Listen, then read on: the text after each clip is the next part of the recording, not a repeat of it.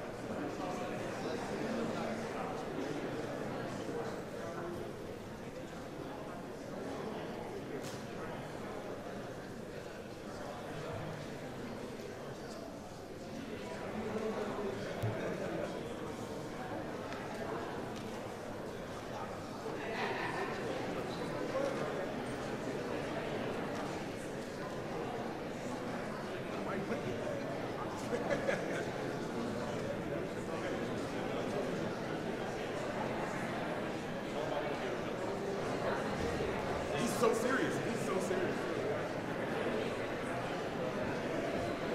He's no, he's serious.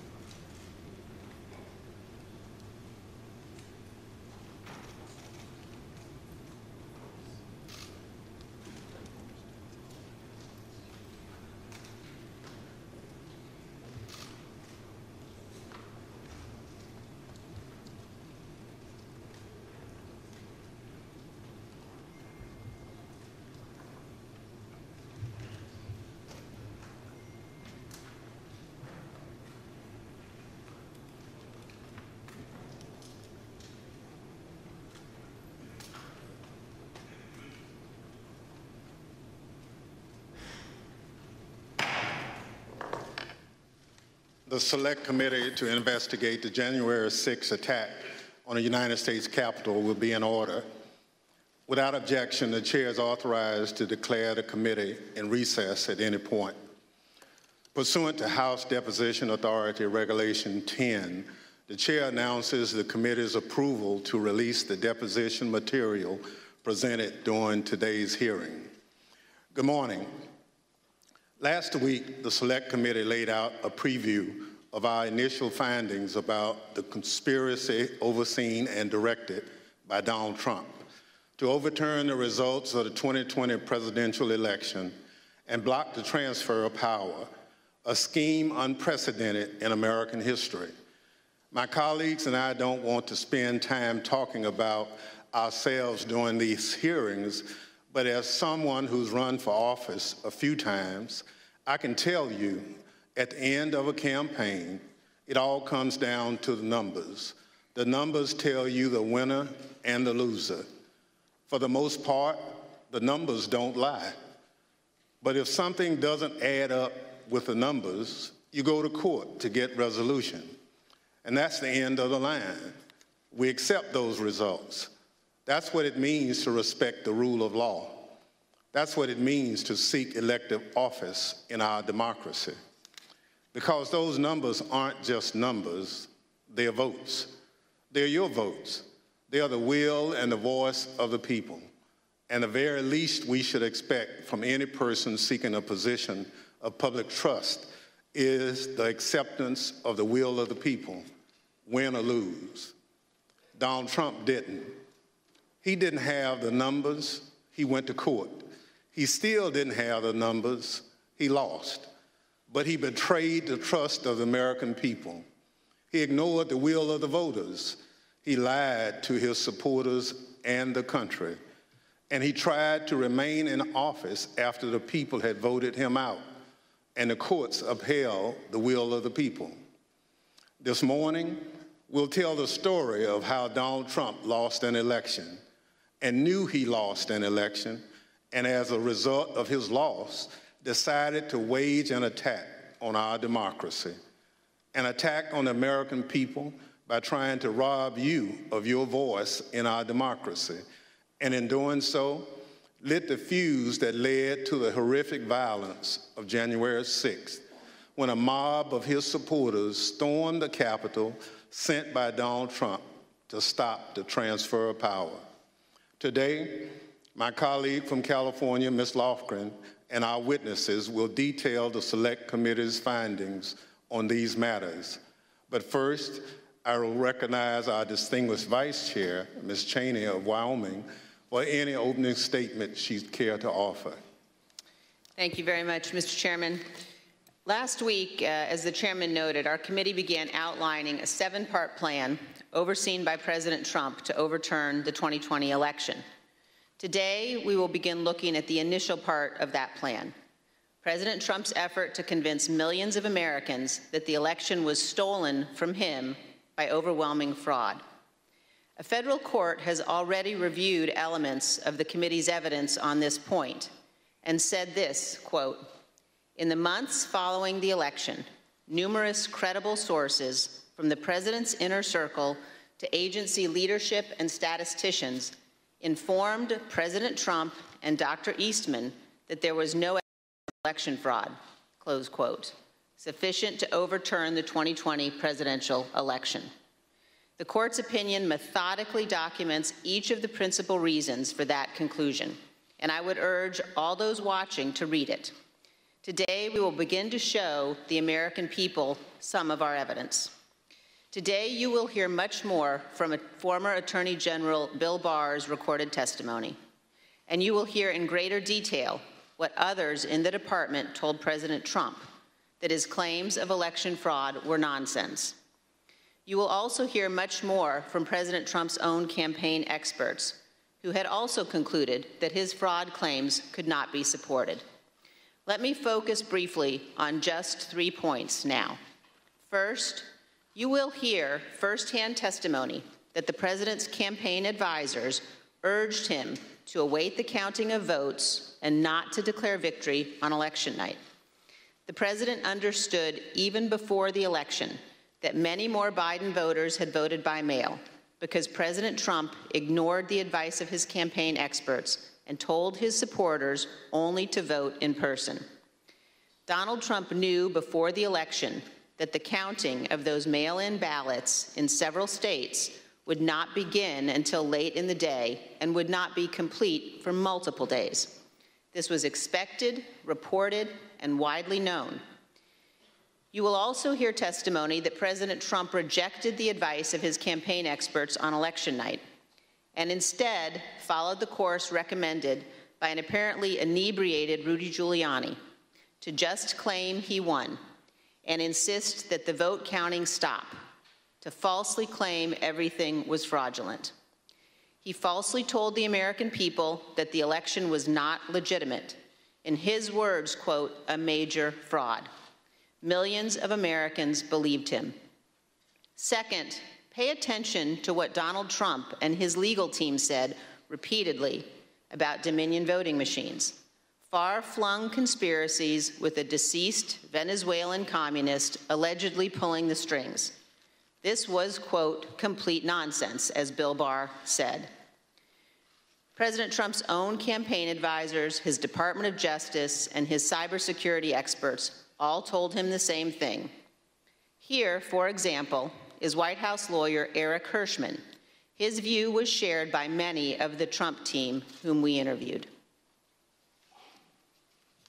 I thought the Dominion stuff was, I never saw any evidence whatsoever to sustain those allegations. And third, as Mike Pence's staff started to get a sense for what Donald Trump had planned for January 6th, they called the campaign experts to give them a briefing on election fraud and all the other election claims. On January 2nd, the general counsel of the Trump campaign, Matthew Morgan, this is the campaign's chief lawyer, summarized what the campaign had concluded weeks earlier, that none of the arguments about fraud or anything else could actually change the outcome of the election. Generally discussed on that topic was whether the fraud, maladministration, abuse, or irregularities, if aggregated and read most favorably to the campaign, would that be outcome determinative?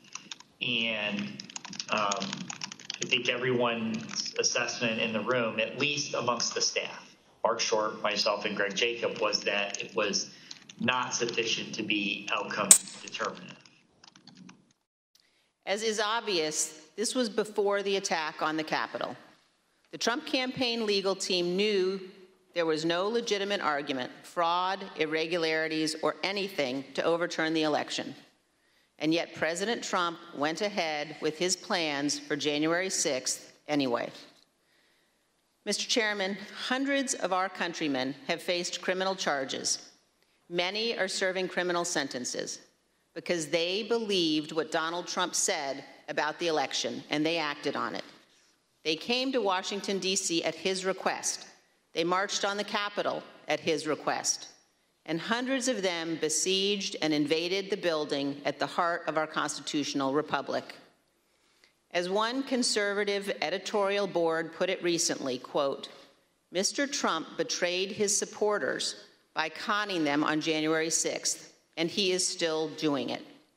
Another conservative editorial board that has long supported President Trump said last week, Donald Trump, quote, won't stop insisting that 2020 was stolen, even though he has offered no proof that that is true. And this, Donald Trump now, quote, clings to more fantastical theories, such as Dinesh D'Souza's debunked 2,000 mules, even as recounts in Arizona, Georgia, and Wisconsin confirm Trump lost. Those are the correct conclusions to draw from the evidence gathered by this committee. We have much more evidence to show the American people on this point than we can reasonably show in one hearing. But today, we will begin. Thank you, Mr. Chairman. I yield back. Without objection, the chair recognizes the gentlewoman from California, Ms. Lofgren, for an opening statement. Well, thank you, Mr. Chairman. In our opening hearing, we gave an overview of our investigation into the January 6th attack. The plot to overthrow the election was complex and had many parts, which we'll explore in remaining hearings. But today, we examine the false narrative that the 2020 election was, quote, stolen. Former President Trump's plan to overturn the election relied on a sustained effort to deceive millions of Americans with knowingly false claims of election fraud. All elements of the plot relied on convincing his supporters about these false claims. Today, we'll demonstrate the 2020 election was not stolen. The American people elected President Joe Biden. We'll present evidence that Mr. Trump's claims of election fraud were false, that he and his closest advisors knew those claims were false, but they continued to peddle them anyway, right up until the moments before a mob of Trump supporters attacked the Capitol. We'll also show that the Trump campaign used these false claims of election fraud to raise hundreds of millions of dollars from supporters who were told their donations were for the legal fight in the courts. But the Trump campaign didn't use the money for that. The big lie was also a big ripoff. The former president laid the groundwork for these false claims well in advance of the election. As early as April 2020, Mr. Trump claimed that the only way he could lose an election would be as a result of fraud. You know the things with bundling and all of the things that are happening with votes by mail, where thousands of votes are gathered, and I'm not going to say which party does it, but thousands of votes are gathered and they come in and they're dumped in a location, and then all of a sudden you lose elections that you think you're going to win. The only way we're going to lose this election is if the election is rigged. Remember that. It's the only way we're going to lose this election. This is going to be a fraud like you've never seen. Did you see what's going on? Take a look at West Virginia, mailmen selling the ballots. They're being sold. They're being dumped in rivers. This is a horrible thing for our country. This is not going to end well. Mr. Trump decided even before the election that regardless of the facts and the truth, if he lost the election, he would claim it was rigged. Mr. Trump was right about one thing. It did not end well. On election night, Mr. Trump claimed even before the votes were counted that his loss was a result of fraud. Now, Thursday, we had testimony from Attorney General Barr about the Department of Justice investigation of Mr. Trump's fraud claims. Barr told Trump directly that his claims were BS. Yet, after hearing the truth and that warning from the AG, Mr. Trump continued to peddle the false claims of fraud. You'll hear detailed testimony from Attorney General Barr describing the various election fraud claims the Department of Justice investigated. He'll tell you how he told Mr. Trump repeatedly that there was no merit to those claims. Mr. Barr will tell us that Mr. Trump's election night claims of fraud were made without regard to the truth and before it was even possible to look for evidence of fraud. Attorney General Barr wasn't alone. You'll see and hear today other Department of Justice officials and senior advisors to Mr. Trump that they told him the claims he was making were not supported by evidence. The election fraud claims were false. Mr. Trump's closest advisors knew it. Mr. Trump knew it.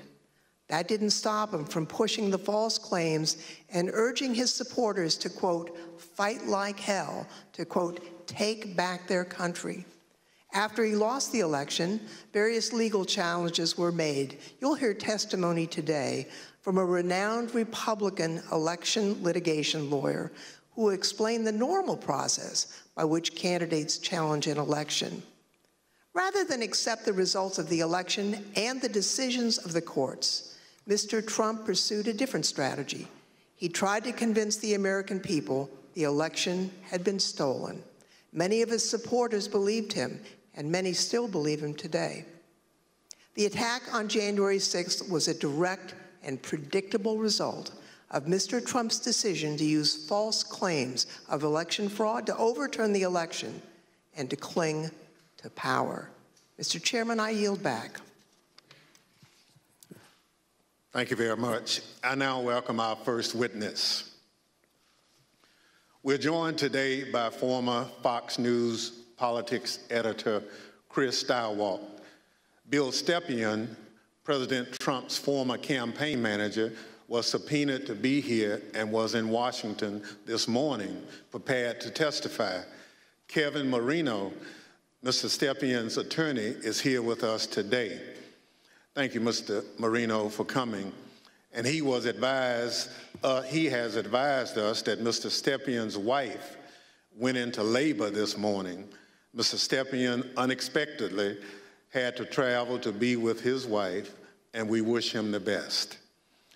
Due to the depth and rigor of our investigation, we have several hours of Mr. Stepien's testimony from when we interviewed him in February, and we will be presenting that testimony today. I'll now swear in our witness. The witness will please stand and raise his right hand. Do you swear or affirm under penalty of perjury that the testimony you're about to give is the truth, the whole truth, and nothing but the truth, so help you God? Thank you. You may be seated. Let the record reflect the witness answered in the affirmative. I now recognize myself for questions. I want to start by showing a video that tells the story of what was going on in the Trump White House on election night in November of 2020. Do you remember where you were on the night of the election, November the 3rd? I was at the White House. You know where specifically over the course of that night you spent your time within the White House? There was an event that was organized in the residence, so I moved between the residence, a room sort of off the residence where some family members were. I take it the president was upstairs in the residence. He was upstairs. We were kind of on the first floor, so not upstairs. We were with mostly with Ivanka and her brothers and a couple other people who'd be coming in and out. Can you just describe the atmosphere? What were people expecting that night when you got to the White House? I think that there was, typically for people who show up there on election night, it's going to be a self-select, more positive environment. I think people were a little bit nervous, not knowing what was going to happen with the red wave or the red mirage as the debate was being carried out. The Fox News Decision Desk is calling Arizona for Joe Biden. That is a big get for the Biden campaign. Arizona's called. Do you remember that? I do. What do you remember happening where you were when Arizona was called? There was surprise at the call. Who was surprised? Most everyone in the room. Were you being one of them? Yes. Did that shift the atmosphere or the attitude in the White House? Completely. How so? Can you describe that? Because Fox News was the first one to go out and say that. So was it anger kind of directed towards Fox News for making a call more so than like disappointment that maybe the campaign lost Arizona? All the above. So both anger and disappointment? Both disappointment with Fox and concern that maybe our data or our numbers weren't accurate. Were you in the White House residence during the sort of past midnight into the early morning hours of November 4th? Yes, oh sure. It went over beyond midnight, yes. Do you remember Rudy Giuliani being at the White House on election night and into the early hours the next morning? I do. What do you remember about when he came? He was, I had heard that he was upstairs, in that aforementioned reception area. And he was looking to talk to the president. And it was suggested instead that he come talk to several of us down off the map room. You said that you had heard that Mr. Giuliani wanted to talk to the president, and then he was directed your way. Did you end up talking to Mr. Giuliani when he was directed your way? I did. What was that conversation? A lot of conversations were directed my way. A few of us, myself, Jason Miller, Justin Clark, and Mark Meadows, gathered in a room off the map room to listen to whatever Rudy presumably wanted to say to the president. Was there anyone in that conversation who, in your observation, had too much to drink? Like Mayor Giuliani. Tell me more about that. What was your observation about his potential intoxication during that discussion about what the president should say when he's addressed the nation on election night? And the mayor was definitely intoxicated, but I do not know his level of intoxication when he spoke with the president, for example. Were you part of any discussions with the people I mentioned, Mr. Stepien, Mr. Meadows, or anyone else, about whether the president should make any sort of speech on election night? I mean, I spoke to the president. They may have been present, but President spoke to the president several times that night. There were suggestions by, I believe it was Mayor Giuliani, to go and declare victory and say that we'd won it outright. It was far too early to be making any calls like that. Ballots were still being counted. Ballots were still going to be counted for days. And it was far too early to be making any proclamation like that. I remember saying that, to the best of my memory, I was saying that we should not go and declare victory until we had a better sense of the numbers. Okay, can you be more specific about that conversation, in particular what Mayor Giuliani said, your response, and then anybody else in the room's response? I think effectively Mayor Giuliani was saying, we won it, they're stealing it from us, where'd all the votes come from, we need to go say that we won, and essentially that anyone who didn't agree with that position was being weak. What was your view at the time as to what he should or shouldn't say?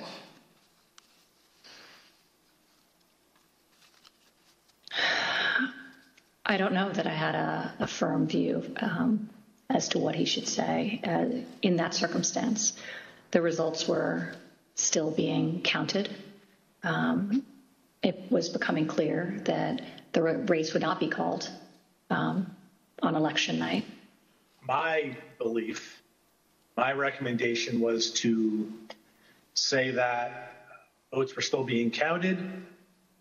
It's too early to tell, too early to call the race, but we proud of the race we ran, and we think we're in good position, and we'll have more to say about this the next day or the next day, whenever we had something to say. And did anybody who was a part of that conversation disagree with your message? Yes. Who was that? The president disagreed with that.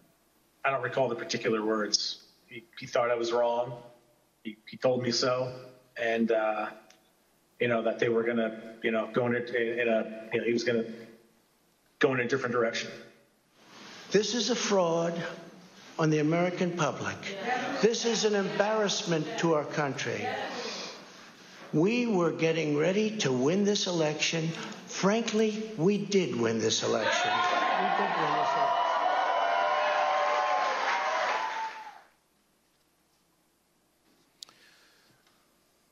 Mr. Steiwalt, did President Trump have any basis to declare victory on November 4th, 2020? Thank you. Mr. Stepien also testified that President Trump had no basis for declaring victory at that point in time.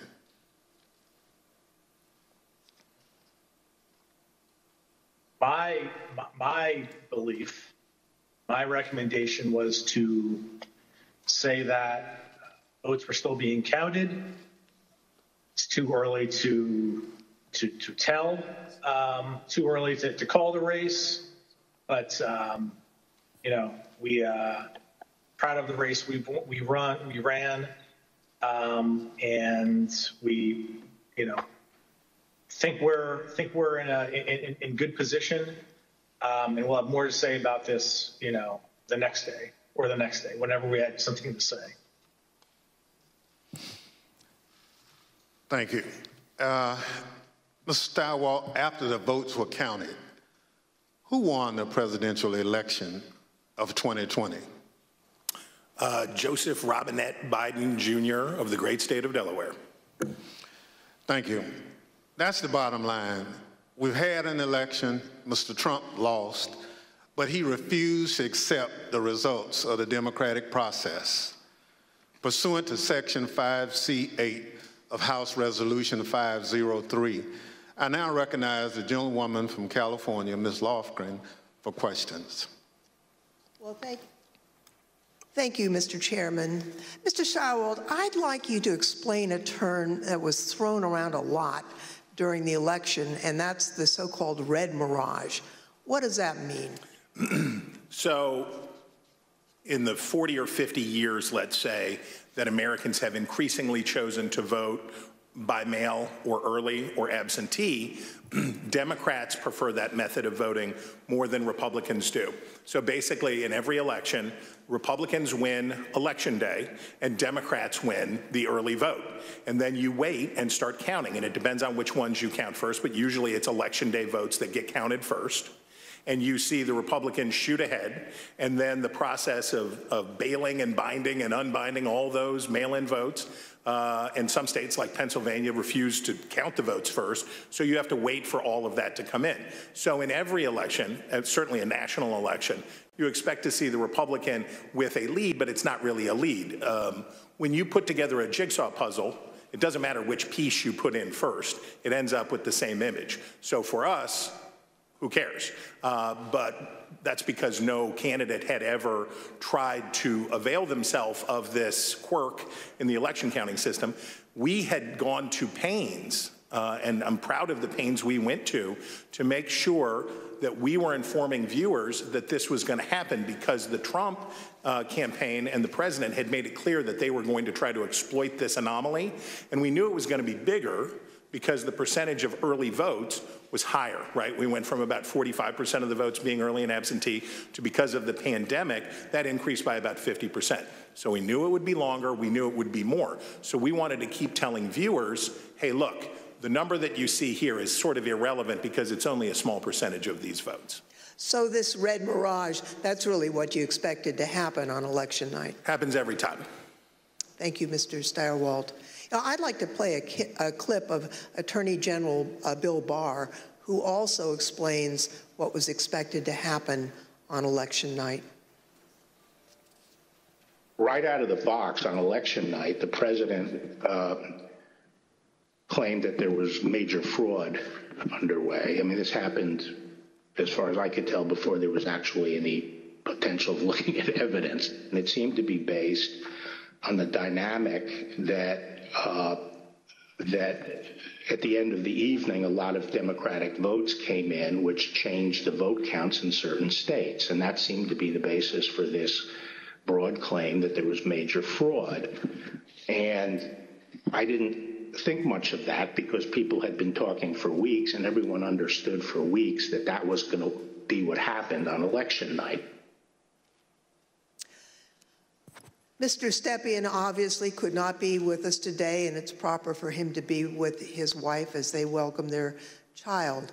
But he also had discussions with the president about the red mirage, that is, that it would be a long night and that early votes would favor him, but that lots more votes would be counted over the course of the night and the days after. So let's play clip 1 from our interview with Mr. Stepien.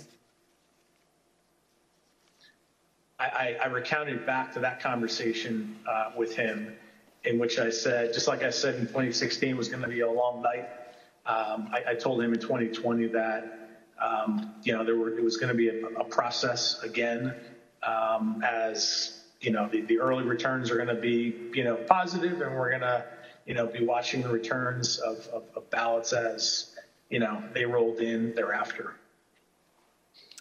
So is it fair to say you're trying to present what you thought would be a realistic picture of what might happen over the course of that night, being election night? That night and the days that followed. Yeah, I always told the president the truth, and I think he expected that from me, and I told him it was going to be a process. It was going to be, we're going to have to wait and see how this turned out. So I just like I did in 2016, I did the same thing in 2020. So let's watch a short clip of President Trump speaking after he received that information from his campaign advisors.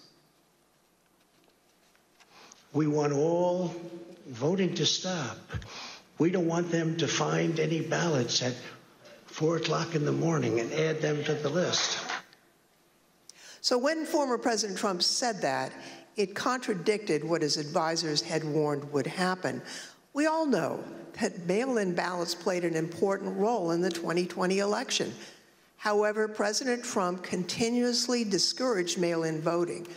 Mr. Stepien was so concerned about the president's position on mail-in voting that in the summer of 2020, he met with President Trump along with House Minority Leader Kevin McCarthy. Let's play clip 4. Meeting that was had, in particular, I invited Kevin McCarthy to join the meeting, he being of like mind on the issue with me, in which we made our case for why we believed mail-in voting not to be a bad thing for his campaign. The president's mind was made up, and he understands, how many times to, go to the well on a particular topic. Yeah, I understand. Tell me a little bit more about the argument that you and Mr. McCarthy made to the president in that meeting as to why it wasn't a bad thing that mail-in voting was available. Largely two pillars to that argument, both of which I've previously mentioned. One, leaving a good deal to chance, pushing or urging your voters to vote only on election day leaves a lot to chance. That's A. And B, also previously mentioned, the fact that the Trump campaign, the Republican National Committee, the Republican Party had an advantage of grassroots workers and volunteers on the ground that would allow, an advantage to enhance return rates of ballots that were mailed. Those were the two pillars of the argument. I see. And what, if anything, do you recall Representative McCarthy saying during that meeting? We were echoing the same argument. I mean, his words echoed mine, and vice versa on those two topics. Mr. Stirewalt, you were at the decision desk at Fox News on election night, and you called Arizona early for President Biden, which was controversial. How did you make that call, and where did you think the race stood in the early hours of the next day? Well, it was really controversial to our competitors, who we beat so badly by making the correct call first. Our decision desk was the best in the business, and I was very proud to be a part of it. Because we had partnered with the Associated Press and the National Opinion Research Center at the University of Chicago, thanks to my colleague and friend Arnon Mishkin, had built a wonderful device for forecasting the outcomes of elections. So we had a different set of data than our competitors did. We had more research, and we had a better system, and we had a great team. So what you're waiting to see is, do the actual votes match up with the expectations in the poll? The real votes are testing the quality of your poll in targeted precincts and in targeted places. And let me tell you, our poll in Arizona was beautiful, and it was doing just what we wanted it to do, and it was cooking up just right. And at some point, and I forget exactly who, but at some point it became clear that Arizona was getting ready to make a call. So we my boss, Bill Salmon, said we're not making any call until everybody says yes, because that was always our policy, unanimity. And you have to understand, in this room, you have, the best. People from academia, Democrats, Republicans, a broad cross-section of people who had worked together for a decade, who are really serious about this stuff. So we knew it would be a consequential call because it was one of 5 states that really mattered, right? Wisconsin, Michigan, Pennsylvania, Georgia, Arizona were the ones that we were watching. We knew it would be significant to call any one of those 5, but we already knew Trump's chances were very small and getting smaller based on what we had seen. So we were able to make the call early. We were able to beat the competition. We looked around the room, everybody says yay, and on we go.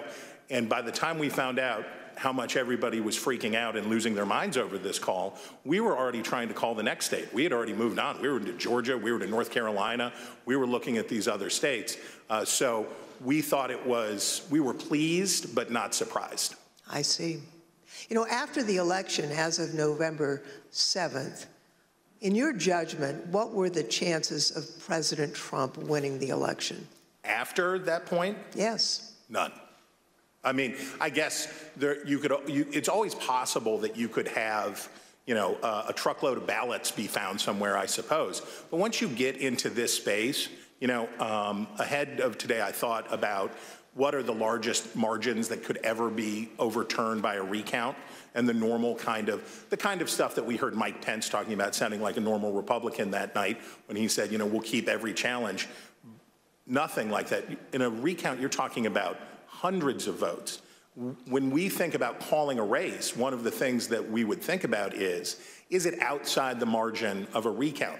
And when we think about that margin, we think about, in modern history, you're talking about 1,000 votes, 1,500 votes at the way, way outside. Normally, you're talking about hundreds of votes, maybe 300 votes that are going to change. So the idea that through any normal process in any of these states, remember, he had to do it thrice, right? He needed 3 of these states to change. And in order to do that, I mean, you're at an infant. You're better off to play the Powerball than to have that come in. On November 7th, the other major news outlets called the race for President Biden. Now, Mr. Stepien told the committee that he thought the odds were, and this is a quote, very, very, very bleak, and held a meeting with the president that same day. Let's show clip 8. Video clip 8. I mean, with each day that wore on, I mean, the trajectory of the race on election night, Trump ahead in many states, and as that week wore on, as the 3rd became the 4th, became the 5th, and so on and so forth, and the vote by mail ballots were tabulated, Trump's lead, grew more narrow, and in some places, Biden surpassed, Trump in the vote totals. So as the week wore on, as we paid attention to those numbers multiple times a day, internally, I was feeling less confident for sure. What was your view on the state of the election at that point? Very, very, very bleak. We told him, the group that went over there outlined, my belief in chances for success at this point, and then we pegged it at 5, maybe 10% based on recounts that either were automatically initiated or could be initiated based on realistic legal challenges, not all the legal challenges that eventually were pursued. But it was, my belief is that it was a very, very, 5 to 10% is not a very good optimistic outlook.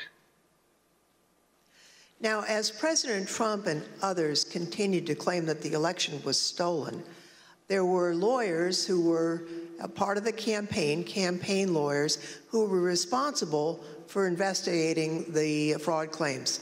That includes Alex Cannon, who could not validate the claims that were being made, including those being made by the president. Let's roll video 13. This is an email. It's two emails, actually. The first is from Alex Cannon to you and Faith McPherson, and then you forward that email on to Mark Meadows, Justin Clark, and Jason Miller, the subject being AZ Federal ID voters. If you look at the original email there, it says, Bill, we completed the AZ analysis you requested. I assume that's about Arizona. And because of the substantial uncertainty surrounding the databases, this is a highly unreliable way to identify ineligible voters. Can you explain the task that you gave to Ms. Cannon for this Arizona analysis? Sure. Previously, I described some of my frustration with some of the claims that people would throw at President Trump regarding, need to look at this, this happened in this state or that happened in that state. And it would be, those would flow to us to look into. I talked about that before, I think. Yep. This is an example of that. I recall in Arizona, someone had thrown out, I believe this to be the claim, that there were thousands of illegal citizens, people not eligible to vote, having cast their ballots in Arizona. Someone had thrown out that claim to President Trump. And with, the margins being as close as they were, as I previously described, that could potentially matter. So this wild claim is thrown out, which, on its face didn't seem, realistic or possible to me. I asked Alex to look at the claim, and I haven't read this full email, but I recall the response to that. The reality of that was not illegal citizens voting in the election. I think it was like overseas voters voting in the election. So obviously, people who were eligible to vote. When these findings were passed up the chain to President Trump, he became frustrated and he replaced the campaign's legal team. Let's play clip 14. I think the president, it was during the second week where things like you displayed were occurring, where he was, growing increasingly unhappy with, his team, me less so because I was less involved at this point, but still me, growing increasingly unhappy with Justin Clark, and that kind of, paved the way for, Justin to be moved out and Mayor Giuliani to be moved in as the person in charge of, the legal side of the campaign and, for all intents and purposes, the campaign at that point. Now, when Mr. Stepien became campaign manager, he was the second Trump campaign manager for the 2020 race, and there were only about 115 days until Election Day. So let's play the video. I inherited a campaign that was, the day I was hired was, I believe, President Trump's low point in the 2020 daily average polling against President Biden. It was a campaign at a low point in the polls. It was structurally and fiscally deficient. There was a great deal wrong with the campaign in both of those in both of those areas.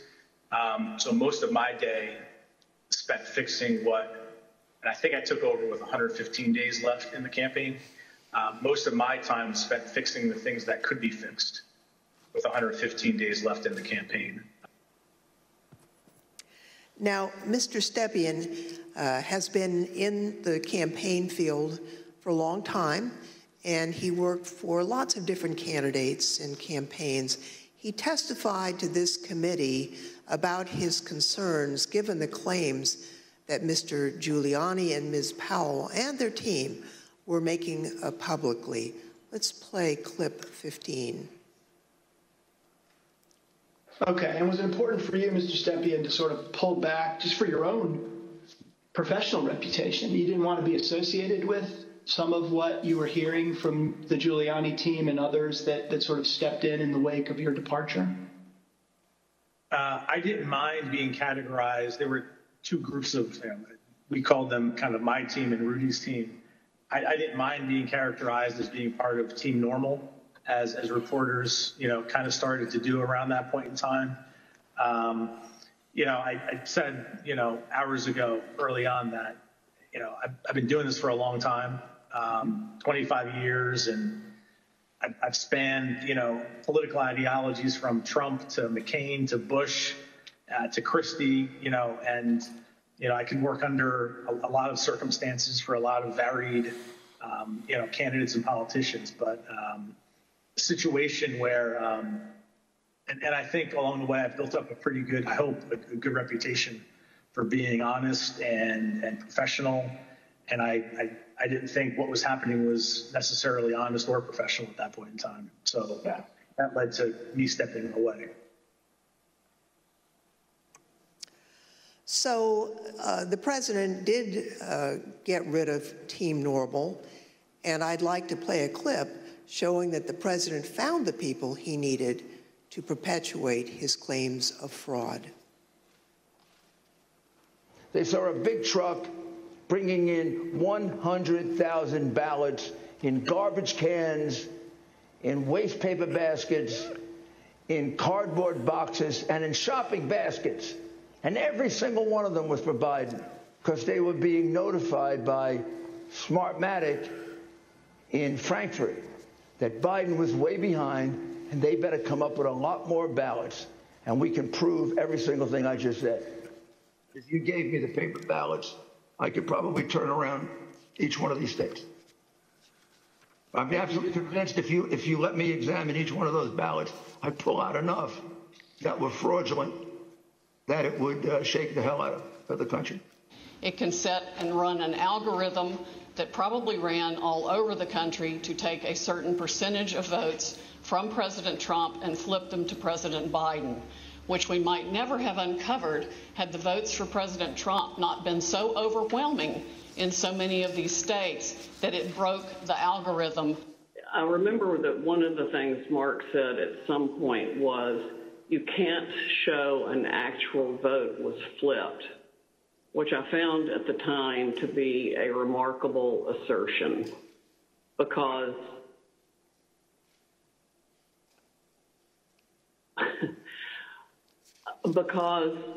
you don't have to have the gun to see the body lying on the floor bleeding out with 5 bullet holes in it was killed by a gun. What they were proposing, I thought was nuts. And the theory was also completely nuts, right? I mean, it was a combination of Italians, Germans. I mean, different things have been floating around as to who was involved. I remember Hugo Chavez and the Venezuelan. She has an affidavit from somebody who says they wrote a software in, it's something with the Philippines, and just all over the radar. Did you ever share, Mr. Kushner, your view of Mr. Giuliani? Did you ever share your perspective about him with the president? I guess,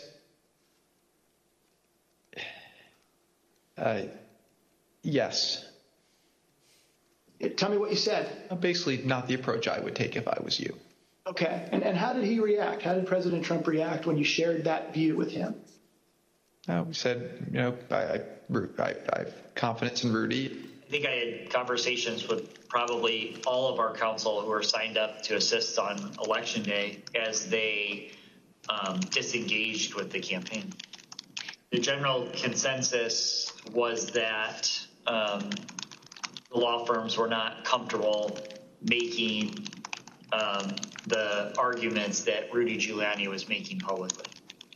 I seem to recall that I had a similar conversation with most all of them. I made it clear I did not agree with the idea of saying the election was stolen and putting out this stuff, which I told the president was bullshit. And, you know, I didn't want to be a part of it, and that's one of the reasons that went into me deciding to leave when I did. Even Sidney Powell, defending herself in a defamation lawsuit brought by Dominion Voting Systems, argued that, quote, no reasonable person would conclude that her statements were truly statements of fact. Mr. Chairman, I yield back.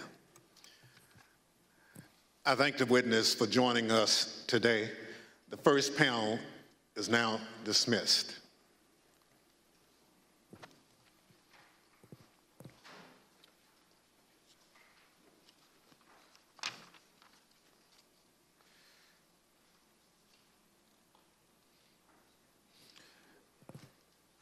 Without objection, the chair recognizes the gentlewoman from California, Ms. Lofgren.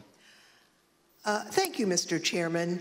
Last week, we presented the testimony of former Attorney General Bill Barr, who testified before this committee. Today, we present additional evidence, including his testimony that former President Trump started making claims of election fraud immediately after the election, and that Barr concluded the claims were untrue. Now, due to the length of Attorney General Barr's testimony, we're only going to include relevant portions at the hearing today. So let's play the video. The department, in fact, when we received specific and credible allegations of fraud, made an effort to look into these to satisfy ourselves that they were without merit. And I was in the posture of trying to figure out, there was an avalanche of all these allegations of fraud that built up over a number of days, and it was like playing whack-a-mole because something would come out one day and then the next day it would be another issue. Also, I was influenced by the fact that all the early claims that I understood were completely bogus and silly and usually based on complete misinformation.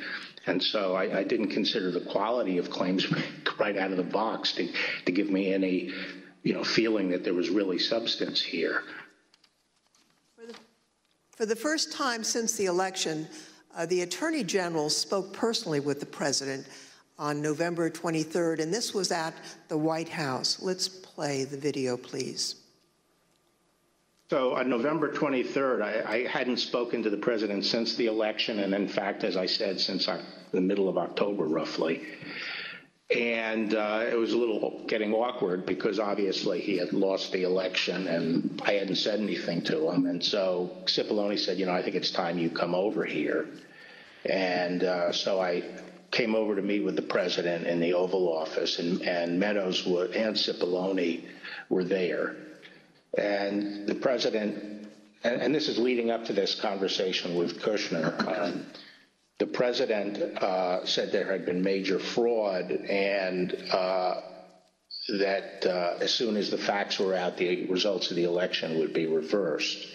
And he went on this for quite a while, as he's prone to do. And then he got to something that I was expecting, which is to say that apparently the Department of Justice doesn't think that it has a role of looking into these fraud claims. And I said, that has to be the campaign that raises that with the state. The department doesn't take sides in elections, and the department is not an extension of your legal team. And our role is to investigate fraud, and we'll look at something if it's specific, credible, and could have affected the outcome of the election. And we're doing that, and it's just not. They're just not meritorious. They're not panning out. And as I walked out of the Oval Office, Jared was there with Dan Scavino, who ran the president's social media, and who I thought was a reasonable guy and believe is a reasonable guy. And I said, how long is he going to carry on with this stolen election stuff? Where's this going to go? And by that time, Meadows had caught up with me and leaving the office, and caught up with me and said that he said, look, I think that he's becoming more realistic and knows that there's a limit to how far he can take this. And then Jared said, yeah, we're working on this. We're working on it. Even after his attorney general told him his claims of election fraud were false, President Trump continued to promote these claims. I felt that things continued to deteriorate between the 23rd and the weekend of the 29th. And then on November 29th, he appeared on Maria Bartiromo's show, Sunday Futures, I believe it was. And he said that the department was missing in action. Well, no, we had glitches where they moved thousands of votes from my account to Biden's account. And these are glitches. So they're not glitches, they're theft, they're fraud, absolute fraud. This election was over, and then they did dumps. They call them dumps, big, massive dumps in Michigan and Pennsylvania and all over. How the FBI and Department of Justice, I don't know, maybe they're involved, but how people are allowed to get away from this stuff with this stuff is unbelievable. Now, spurred by what he saw, Barr told the Associated Press on December 1st that there was no evidence of election fraud. And immediately after Attorney General Barr's statement went public, Mr. Trump berated and he nearly fired Barr. But Barr persisted in telling the president that there was no evidence to support the fraud claims. This got under my skin, but I also felt it was time for me to say something. So I set up a lunch with the AP reporter, Mike Balsamo, and I told him at lunch, I made this statement that to date we have not seen fraud on a scale that could have affected a different outcome in the election. I had a later meeting scheduled at the White House at 3 o'clock with Meadows. This was previously scheduled, so I knew this was going to come up, and I went over there and I told my secretary that I thought I would probably be fired and told not to go home. I mean, not to go back to my office. So I said, you might have to pack up for me. And so when I got over there, I met with the chief of staff. He said the president was angry. He didn't really get into the issue of the fraud. And then I went up to Pat Cipollone's office and we were talking with each other. And word came down that he wanted us both to go to the Oval. And the president was as mad as I've ever seen him, and he was trying to control himself. And the president said, well, this is killing me. You didn't have to say this. You must have said this because you hate Trump. You hate Trump. And then he raised the big vote dump, as he called it, in Detroit. And that, he said people saw boxes coming into the counting station at all hours of the morning and so forth. And I explained to him that at that point I knew the exact number of precincts in Detroit. I think it was 630 something. I said, Mr. President, there are 630 precincts in Detroit, and unlike elsewhere in the state, they centralized the counting process, so they're not counted in each precinct. They're moved to counting stations, and so a normal process would involve boxes coming in at all different hours. So there's nothing. And I said, did anyone point out to you, did all the people complaining about it point out to you, you actually did better in Detroit than you did last time? I mean, there's no indication of fraud in Detroit. And I told him that the stuff that his people were shoveling out to the public was bullshit. I mean, that the claims of fraud were bullshit. And, he was indignant about that. And I reiterated that they'd wasted a whole month on these claims on the Dominion voting machines, and they were idiotic claims. And I specifically raised the Dominion voting machines, which I found to be among the most disturbing allegations, disturbing in the sense that I saw absolutely zero basis for the allegations, but they were made in such a sensational way that they obviously were influencing a lot of people, members of the public, that there was this systemic corruption in the system and that their votes didn't count and that these machines controlled by somebody else were actually determining it, which was complete nonsense. And it was being laid out there. And I told them that it was crazy stuff and they were wasting their time on that. And it was doing a grave disservice to the country.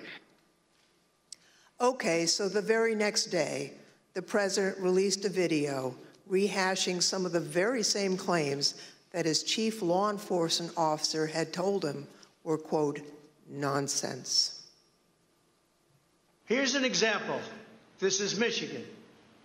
At 6:31 in the morning, a vote dump of 149,772 votes came in unexpectedly.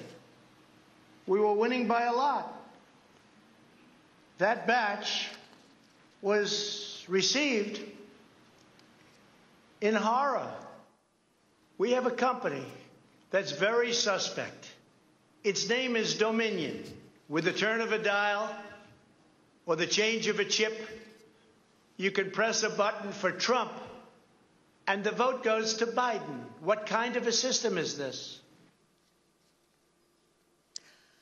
Barr again told the president that there was nothing to these claims on December 14th.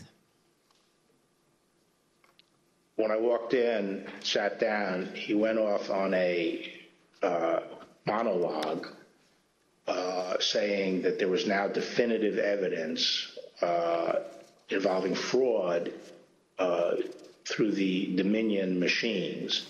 And a report had been prepared by a very reputable cybersecurity firm, which he identified as Allied Security Operations Group, and he held up the report, and then he asked that a copy of it be made for me. And while a copy was being made, he said, you know, this is absolute proof that the Dominion machines were rigged. The report means that I'm going to have a second term.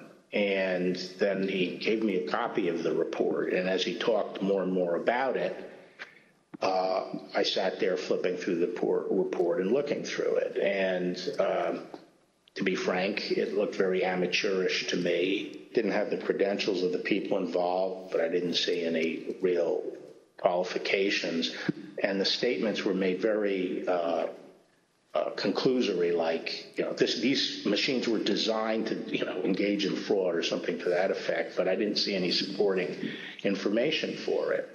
And I was somewhat demoralized because I thought, boy, if he really believes this stuff, he has, you know, lost contact with he's become detached from reality if he really believes this stuff. On the other hand, you know, when I went into this and would, you know, tell him how crazy some of these allegations were, there was never an indication of interest in what the actual facts were. In my opinion then and my opinion now is that the election was not stolen by fraud. And I haven't seen anything since the election that changes my mind on that, including the 2000 Mules movie. Well, maybe you can assess that 2,000 Mules, and people are talking about that. Well, I mean, just in a nutshell, you know, I just think the GBI was unimpressed with it, and I was similarly unimpressed with it because I think I was holding my fire on that to see what the photographic evidence was, because I thought, well, hell, if they have a lot of photographs of the same person dumping a lot of ballots in different boxes, you know, that's hard to explain. So I wanted to see what the photographic evidence was. But the cell phone data is singularly unimpressive. I mean, it basically, if you take 2 million cell phones and figure out where they are physically in a big city like Atlanta or wherever, just by definition, you're going to find many hundreds of them have passed by and spent time in the vicinity of these boxes. And the premise that, if you go by a box, 5 boxes or whatever it was, that's a mule is just indefensible. It by definition, you're going to have hundreds of this. I mean, I saw one contractor said, we figured out that our truck alone would account for 6 cell phone signals. This was some kind of contractor, and our route would take us by these things on a regular basis. So but then when the movie came out, I think the photographic evidence in it was completely I mean, there was a little bit of it, but it was lacking. It didn't establish widespread illegal harvesting. The other thing is people don't understand is that it's not clear that even if you can show harvesting, that changes the results of the election. The courts are not going to throw out votes and then figure out what votes were harvested and throw them out. It's still the burden on the challenging party to show that illegal votes were cast. Votes were the result of undue influence or bribes, or there was really, the person was non-compos mentis. But absent that evidence, I just didn't see courts throwing out votes anyway. I felt that before the election, it was possible to talk sense to the president. And while you sometimes had to engage in, a big wrestling match with him, that it was possible to keep things on track. But I felt that after the election, he didn't seem to be listening, and I didn't think it was, that I was inclined not to stay around if he wasn't listening to advice from me or his other cabinet secretaries. So on December 14th, Barr quit. Now, the Attorney General wasn't the only person who told the president that his claims were false. Other officials and close advisors told him the same thing. Rather than try to address a counterfactual or a hypothetical, let me just say there were instances where the president would say, people are telling me this, or I've heard this, or I saw on television, this impropriety in Atlanta or Pennsylvania or something. And we were in a position to say, our people have already looked at that, and we know that you're getting bad information, that's not correct. It's been demonstrated to be incorrect from our point of view, and been debunked. A month and a half or so after the election day, and at that meeting, various allegations of fraud were discussed, and Eric and Pat didn't, told the group, the president included, that none of those allegations had been substantiated to the point where they could be the basis for any litigation challenge to the election. President Trump's own vice president and his top advisors also knew that there wasn't evidence to support the claims that the president was making. Anyone else other than Mr. Meadows who asked you about the status outside of your legal group, Mr. Morgan and the others you mentioned, anyone else who asked you the status of what you were finding and your assessment of it? Yes, sir. Who's that? Peter Navarro. When did you talk to Mr. Navarro? Mid-November. Around the same time as Mr. Meadows? Yes, sir. And tell me about that conversation. I recall him asking me questions about Dominion and maybe some other categories of allegations of voter fraud. And I remember telling him that I didn't believe the Dominion allegations because I thought the hand recount in Georgia would resolve any issues with a technology problem and with Dominion or Dominion flipping votes. And I mentioned at that time that the CISA, Chris Krebs, had recently released a report saying that the election was secure. And I believe Mr. Navarro accused me of being an agent of the deep state working with Chris Krebs against the president. And I never took another phone call from Mr. Navarro. Anyone else besides Mr. Meadows, Mr. Navarro, Mr. Hirschman that you had discussions with inquiring about what you were finding in your review of the allegations that were pouring in?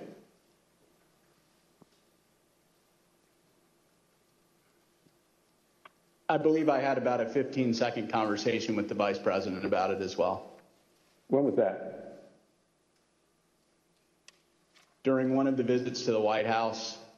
I don't know which one. I think it was the first one in November. I had met him briefly at the campaign, and he remembered me and saw me. And he asked what I was doing on the campaign, and I told him that, you know, we were looking into some of the issues related to voter fraud. And he asked me, I don't remember his exact words, but he asked me if we were finding anything. And I said that I didn't believe we were finding it, or I was not personally finding anything sufficient to alter the results of the election. And he thanked me. That was our interaction. At a later hearing, you'll hear live testimony from the former acting Deputy Attorney General of the Department of Justice, Rich Donoghue. But now I'd like to play a portion of his testimony. I tried to, again, put this in perspective and to try to put it in very clear terms to the president. And I said something to the effect of, sir, we've done dozens of investigations, hundreds of interviews. The major allegations are not supported by the evidence developed. We've looked at Georgia, Pennsylvania, Michigan, Nevada. We're doing our job. Much of the info you're getting is false. And then I went into, for instance, this thing from Michigan, this report about 68% error rate. Reality is it was only 0.0063% error rate, less than 1 in 15,000. So the president accepted that. He said, okay, fine, but what about the others? And again, this gets back to the point that there were so many of these allegations that when you gave him a very direct answer on one of them, he wouldn't fight us on it, but he would move to another allegation. So then I talked about a little bit about the Pennsylvania truck driver. This is another allegation that had come up. And this claim was by a truck driver who believed, perhaps honestly, that he had transported an entire tractor-trailer truck full of ballots from New York to Pennsylvania. And this was, again, out there in the public and discussed. And I essentially said, look, we looked at that allegation. We looked at both ends, both the people who load the truck and the people who unload the truck. And that allegation was not supported by the evidence. Again, he said, okay. And then he said, no, I didn't mention that one. What about the others? And I said, okay, well, with regard to Georgia, we looked at the tape, we interviewed the witnesses. There is no suitcase. The president kept fixating on this suitcase that supposedly had fraudulent ballots and that the suitcase was rolled out from under the table. And I said, no, sir, there is no suitcase. You can watch that video over and over. There is no suitcase. There is a wheeled bin where they carry the ballots, and that's just how they move ballots around that facility. There's nothing suspicious about that at all. I told them that there was no multiple scanning of the ballots. One part of that allegation was that they were taking one ballot and scanning it through 3 or 4 or 5 times to rack up votes, presumably for Vice President Biden. I told them that the video did not support that. Then he went off on double voting. At the top of the next page, he said, dead people are voting. Indians are getting paid to vote. He meant people on Native American reservations. He said there's lots of fraud going on here. Told him flat out that much of the information he's getting is false and or just not supported by the evidence. We look at the allegations, but they don't pan out. Mr. Barr and his advisors were not the only ones who determined that the president's allegations regarding Dominion voting machines were false. So, Mr. Chairman, I ask unanimous consent to include in the record of this hearing reports issued by the Department of Homeland Security's Cybersecurity and Infrastructure Security Agency, otherwise known as CISA, that addressed and rejected the claims of manipulation of voting machines in the 2020 election. Without objection, so ordered. Thank you, Mr. Chairman. I also ask unanimous consent to include in the record a report prepared by the Michigan Senate Oversight Committee that disproved claims of election fraud in Michigan, as well as a statement by 59 of the country's leading election security scientists, noting the absence of any credible evidence that the 2020 election had been altered through technical compromise, and 5 other reports from organizations and individuals confirming there was no widespread fraud in the 2020 election or describing the spread of the former president's lies. Without objection, so ordered. Thank you, Mr. Chairman, and I yield back. Pursuant to the order of the committee for today, the chair declares the committee in recess for a period of approximately 10 minutes.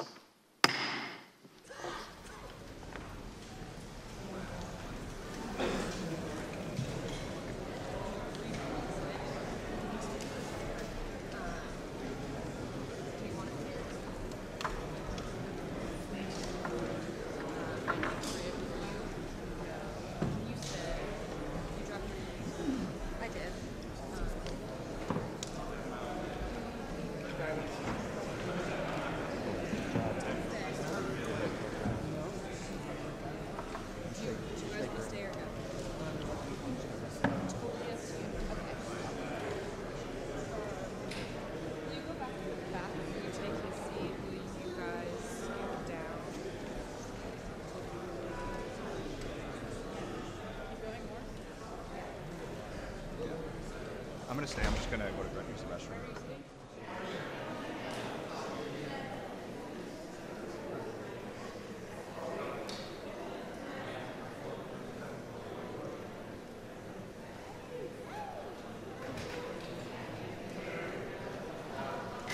Thank you for coming.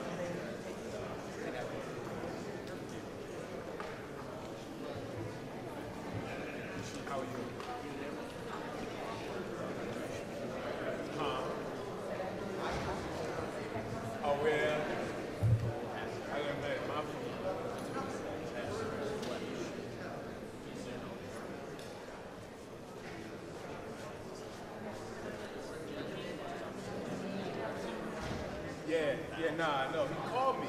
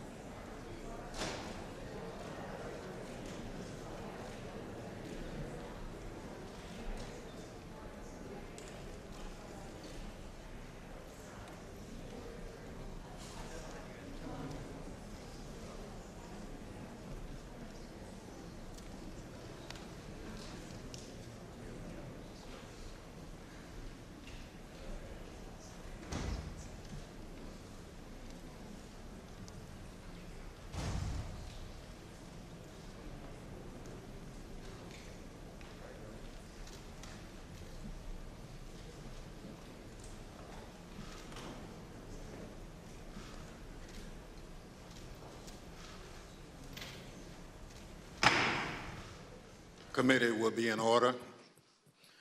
I now welcome our second panel of witnesses. We're joined today by B.J. Pack, Al Smith, and Ben Ginsberg. Mr. Pack is the former United States Attorney for the Northern District of Georgia.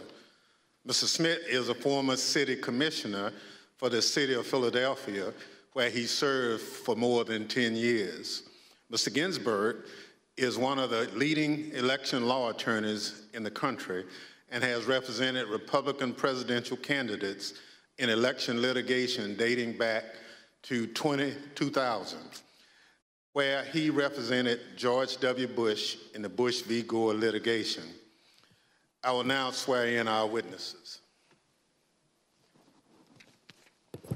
Please stand and raise your right hand. Do you swear or affirm on the penalty of perjury that the testimony you're about to give is the truth, the whole truth, and nothing but the truth, so help you God? Thank you. Please be seated.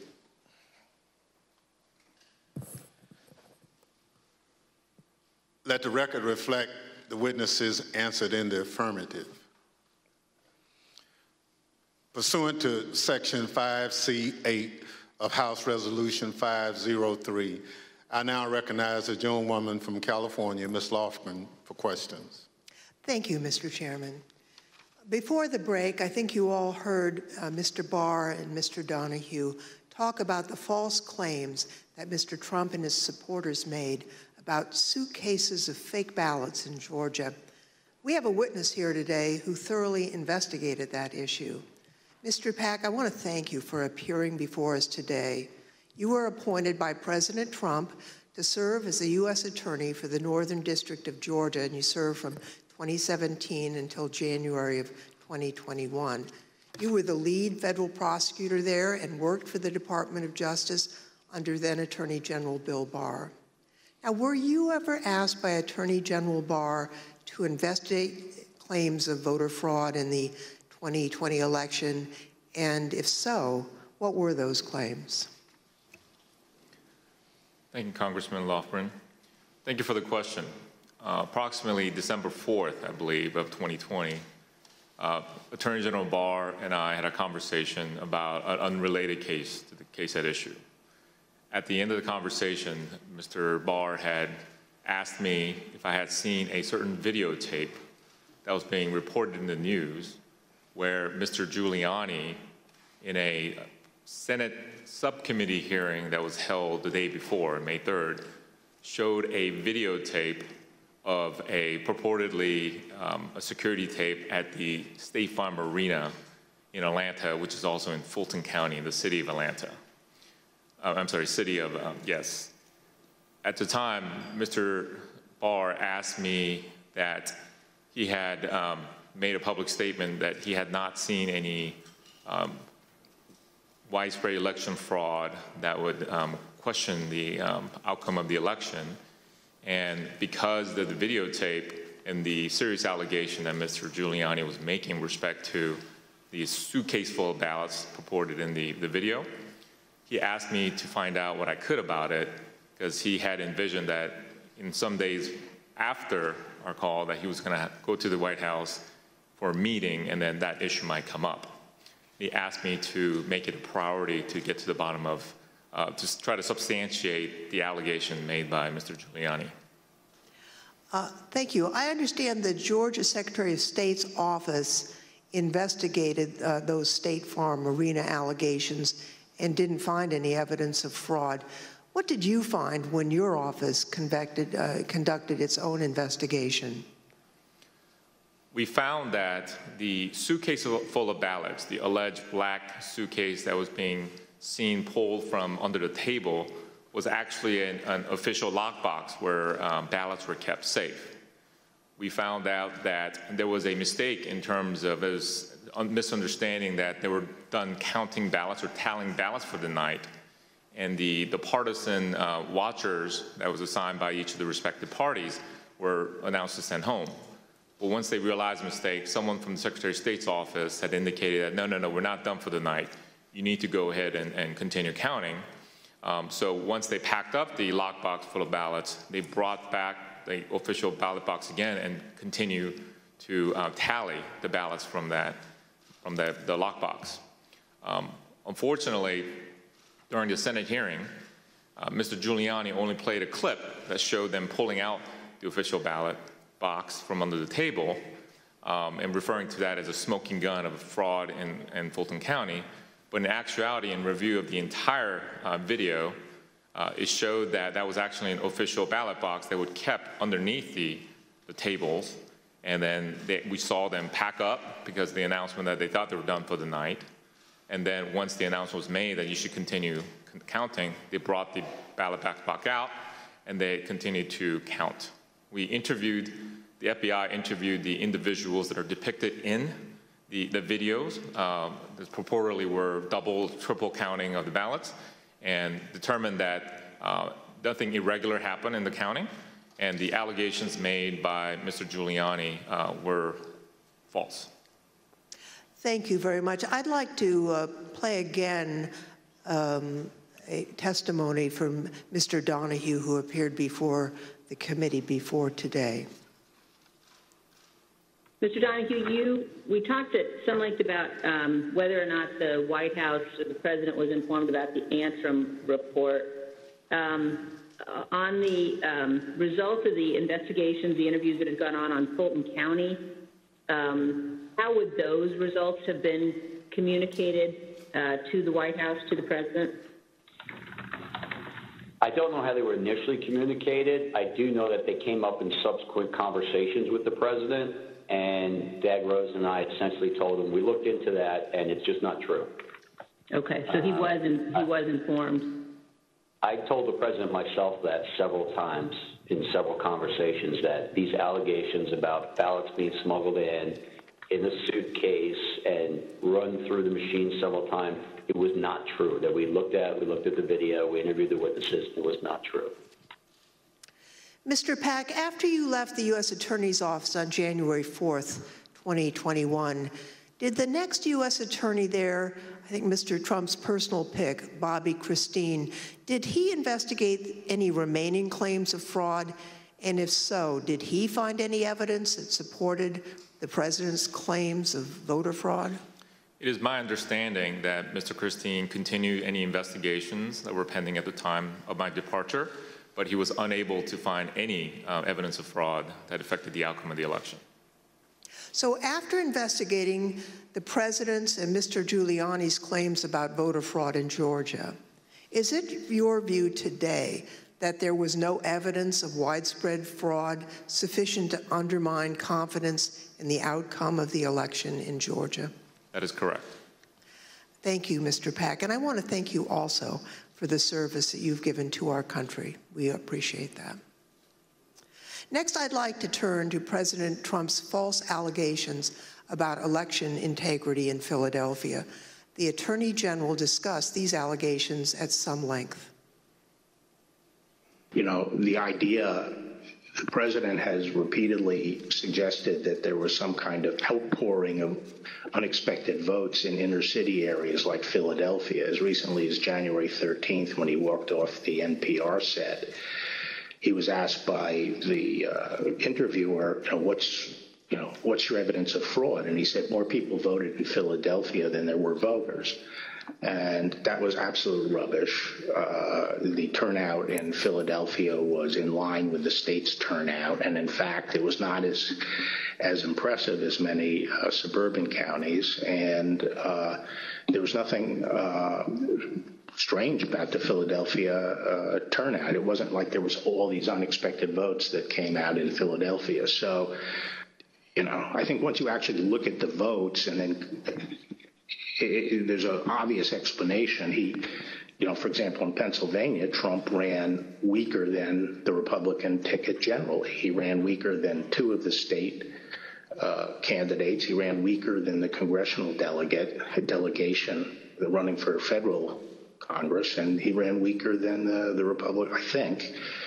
I haven't looked at this recently, but he generally was a weak element on the Republican ticket. So that does not suggest that the election was stolen by fraud. How about Pennsylvania and Bill McSwain? We were talking to the U.S. Attorney in Philadelphia about an alleged discrepancy between the number of absentee ballots issued and the number of ballots cast. Right. So that was one of the big ones for a period of time. I think that was raised at Gettysburg by Giuliani or something like that, but it kept on being repeated, and I found it annoying because it didn't seem that it was right. So I called McSwain, and he got back to me. He said, no, the problem is that Mastriano threw out this number, and what he did was he mixed apples and oranges. He took the number of applications for the Republican primary, and he compared it to the number of absentee votes cast in the general election. But once you actually go and look and compare apples to apples, there's no discrepancy at all. And, that's one of the, I think at some point I covered that with the president. We have another witness here today who has detailed knowledge about the election process in Philadelphia. Mr. Schmidt, at the time of the 2020 presidential election, you were serving as the only Republican member of Philadelphia's 3-member city commission, which is responsible for overseeing elections throughout the city. Is that correct? That's correct, Congressperson. So President Trump made numerous claims regarding fraudulent voting practices in Philadelphia, including the claim that dead people were voting.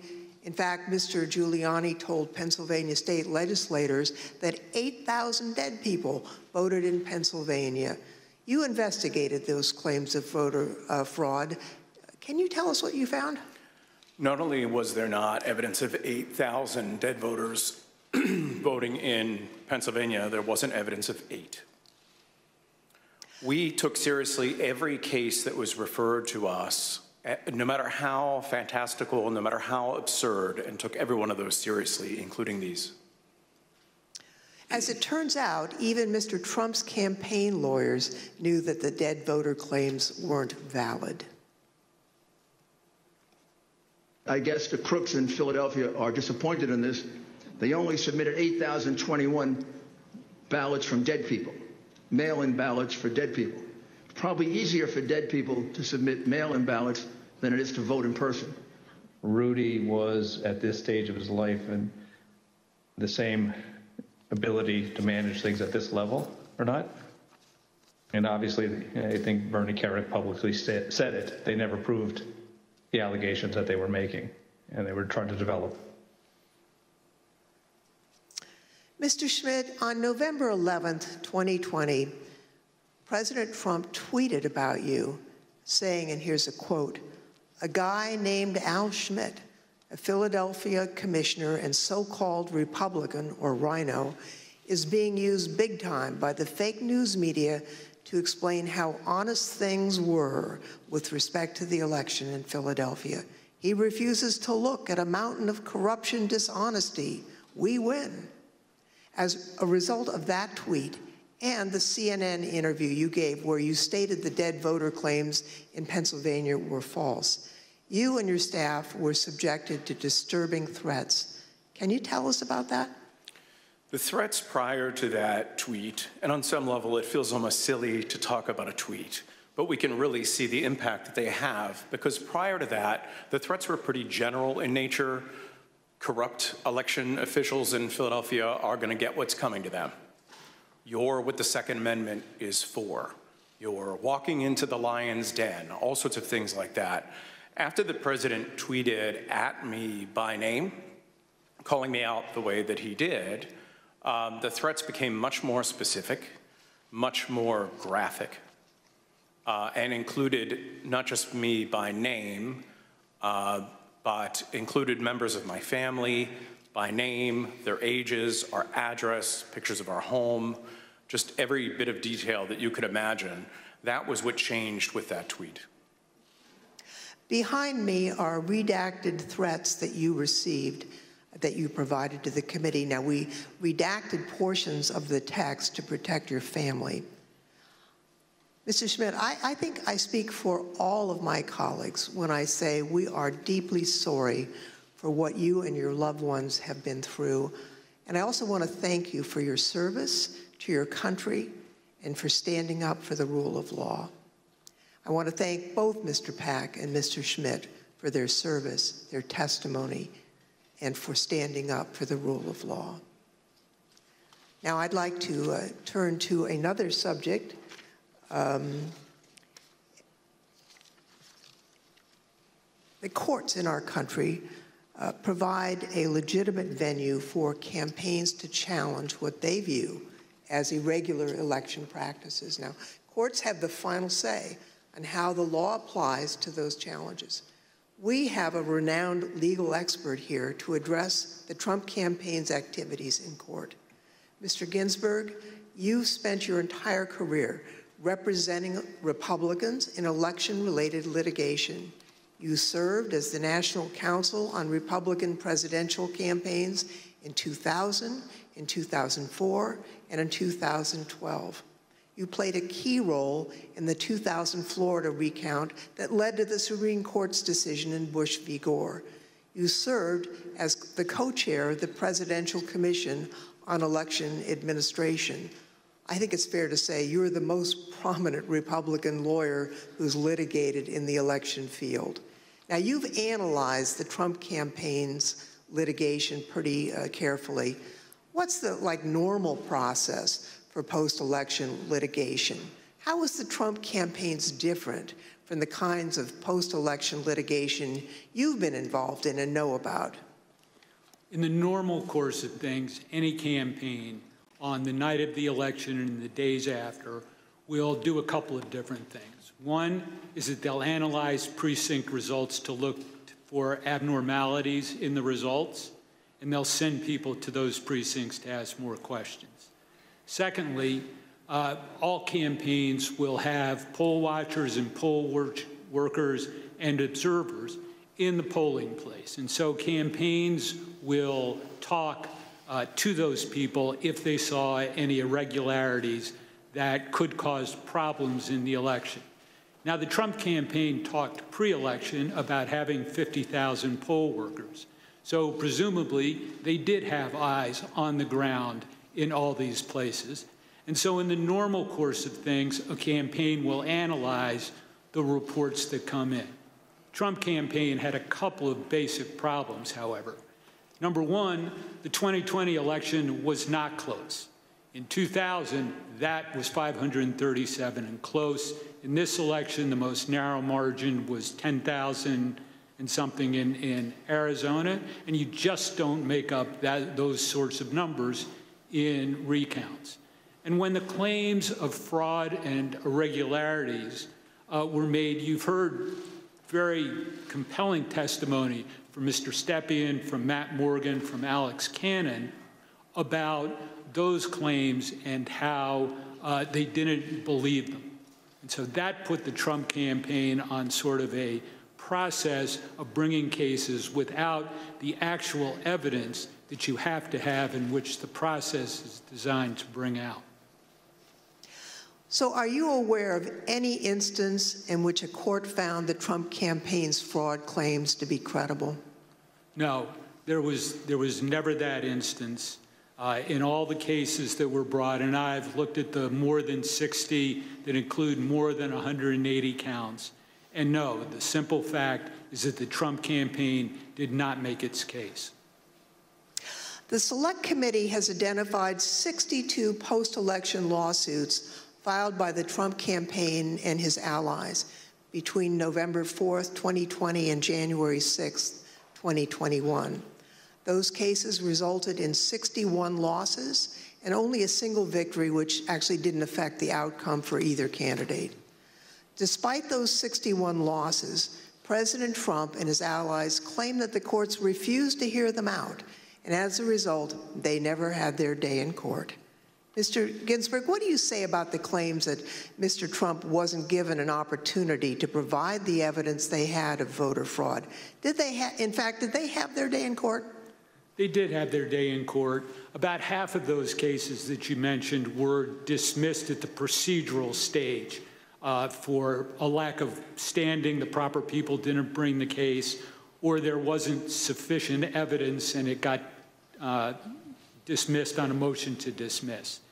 But in the other, there was discussion of the merits that that was contained in the complaints. And in no instance did a court find that the charges of fraud were real. And it's also worth noting that even if the Trump campaign complained that it did not have its day in court, there have been post-election reviews in each of the 6 battleground states that could have made a difference. And those ranged from the somewhat farcical Cyber Ninjas case in Arizona to the Michigan Senate report that was mentioned earlier, the hand recount in Georgia that Mr. Pack addressed. And in each one of those instances, there was no credible evidence of fraud produced by the Trump campaign or his supporters. Thank you. You know, as Mr. Ginsburg has explained, there are no cases where the Trump campaign was able to convince a court that there was widespread fraud or irregularities in the 2020 election. Over and over, judges appointed by Democrats and Republicans alike directly refuted this false narrative. They called out the Trump campaign's lack of evidence for its claims, and the judges did that even in cases where they could have simply thrown out the lawsuit without writing a word. You can see behind me a few excerpts from the decisions in these 62 cases. The Trump campaign's lack of evidence was criticized by judges across the political spectrum. In Pennsylvania, a Trump-appointed judge concluded, quote, "Charges require specific allegations and proof. We have neither here." Another Trump-appointed judge warned that if cases like these succeeded, quote, "Any disappointed loser in a presidential election able to hire a team of clever lawyers could flag claimed deviations from election results and cast doubt on election results." The list goes on and on. Allegations are called, quote, "an amalgamation of theories, conjecture, and speculation." In another, strained legal arguments without merit, unsupported by evidence, derived from wholly unreliable sources, a fundamental and obvious misreading of the Constitution. The rejection of President Trump's litigation efforts was overwhelming. 22 federal judges appointed by Republican presidents, including 10 appointed by President Trump himself, and at least 24 elected or appointed Republican state judges dismissed the president's claims. At least 11 lawyers have been referred for disciplinary proceedings due to bad faith and baseless efforts to undermine the outcome of the 2020 presidential election. Rudy Giuliani had his license to practice law suspended in New York. And just this week, a newly filed complaint will potentially make his suspension from practicing law in D.C. permanent. And as we've just heard from perhaps the most preeminent Republican election lawyer in recent history, the Trump campaign's unprecedented effort to overturn its election loss in court was a deeply damaging abuse of the judicial process. As stated by U.S. District Court Judge David Carter, this was, quote, "a coup in search of a legal theory." Thank you, Mr. Chairman. I yield back. I want to thank our witnesses for joining us today. The members of the Select Committee may have additional questions for today's witnesses, and we ask that you respond expeditiously in writing to those questions. Without objection, members will be permitted 10 business days to submit statements for the record, including opening remarks and additional questions for the witnesses. The second panel of witnesses is now dismissed.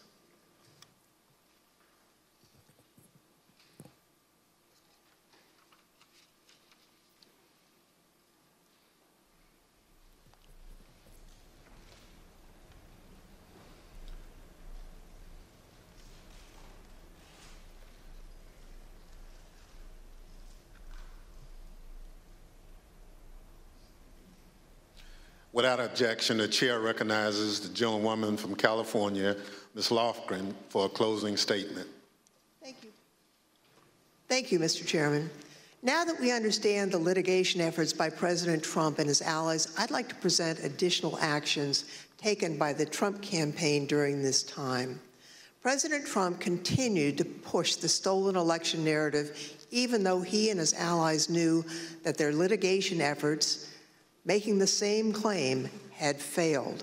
Now, it's worth pointing out that litigation generally does not continue past the safe harbor date of December 14th. But the fact that this litigation went on, well, that decision makes more sense when you consider the Trump campaign's fundraising tactics. Because if the litigation had stopped on December 14th, there would have been no fight to defend the election and no clear path to continue to raise millions of dollars. Mr. Chairman, at this time, I'd ask for unanimous consent to include in the record a video presentation describing how President Trump used the lies he told to raise millions of dollars from the American people. These fundraising schemes were also part of the effort to disseminate the false claims of election fraud. Without objection, so. My name is Amanda Wick, and I'm Senior Investigative Counsel with the House Select Committee to investigate the January 6th attack on the United States Capitol. Between Election Day and January 6th, the Trump campaign sent millions of fundraising emails to Trump supporters, sometimes as many as 25 a day. The emails claimed the, quote, left-wing mob was undermining the election, implored supporters to, quote, step up to protect the integrity of the election, and encouraged them to, quote, fight back.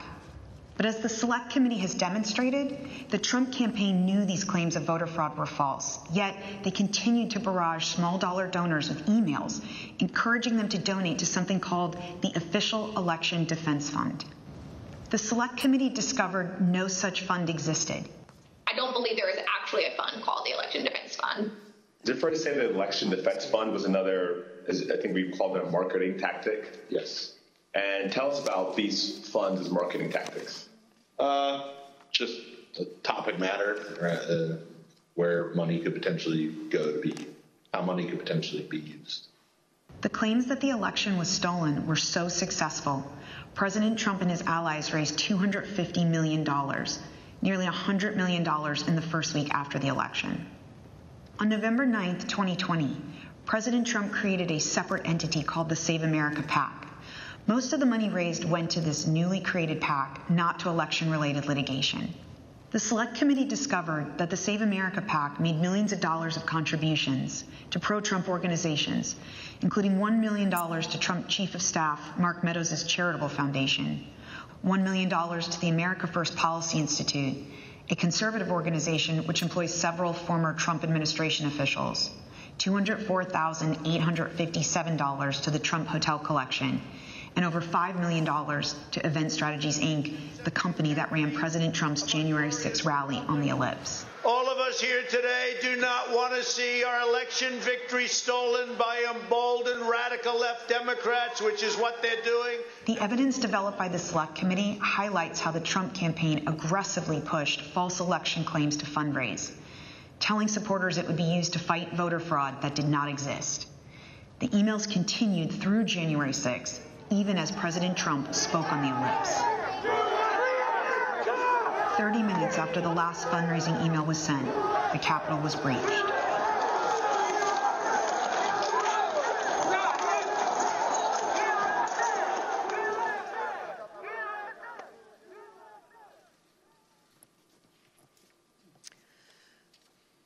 Every American is entitled and encouraged to participate in our electoral process.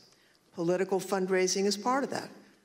Small dollar donors use scarce disposable income to support candidates and causes of their choosing, to make their voices heard. And those donors deserve the truth about what those funds will be used for. Throughout the committee's investigation, we found evidence that the Trump campaign and its surrogates misled donors as to where their funds would go and what they would be used for. So not only was there the big lie, there was the big ripoff. Donors deserve to know where their funds are really going. They deserve better than what President Trump and his team did. Mr. Chairman, I yield back. Without objection, the chair recognizes the gentlewoman from Wyoming, Ms. Cheney, for a closing statement. Thank you very much, Mr. Chairman. Mr. Chairman, I would like to thank all of our witnesses today. And I'd also like to, in particular, wish Mr. Stepien and his family all the best on the arrival of a new baby. Today's hearing, Mr. Chairman, was very narrowly focused. And in the coming days, you will see the committee move on to President Trump's broader planning for January 6th, including his plan to corrupt the Department of Justice and his detailed planning with lawyer John Eastman to pressure the Vice President, state legislatures, state officials, and others to overturn the election. Let me leave you today with one clip to preview what you will see in one of our hearings to come. This is the testimony of White House lawyer Eric Hirschman. John Eastman called Mr. Hirschman the day after January 6th, and here is how that conversation went. I said to him, "Are you out of your effing mind?" Right? I said, I only want to hear two words coming out of your mouth from now on. Orderly transition.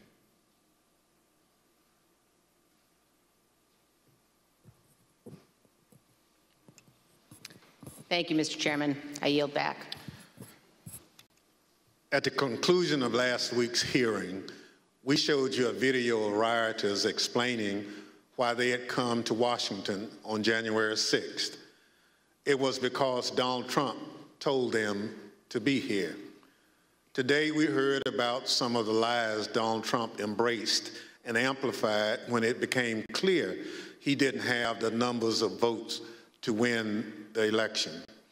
We heard about how officials at different levels of government explored claims of fraud and found no evidence, yet the former president continued to repeat those false claims over and over again.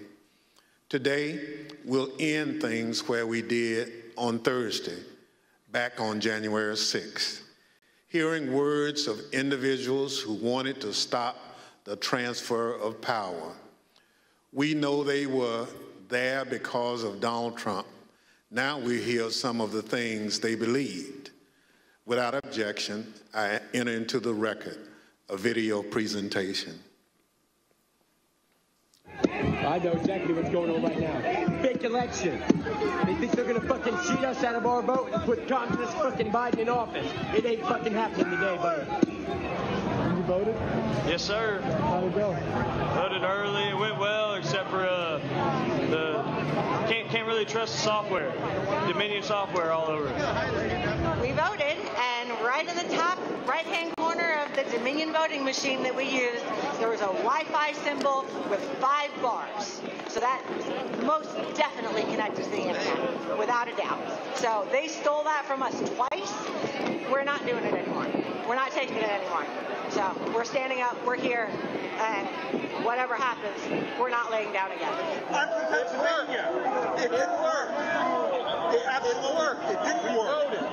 No. Trust the system. 200,000 people that weren't even registered voted. 430,000 votes disappeared from President Trump's tally. And you can't stand there and tell me that it worked. I don't want to say that what we're doing is right. But if the election's being stolen, what is it going to take?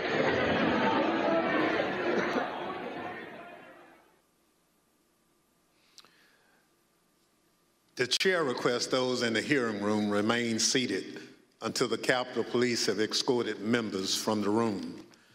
Without objection, the committee stands adjourned.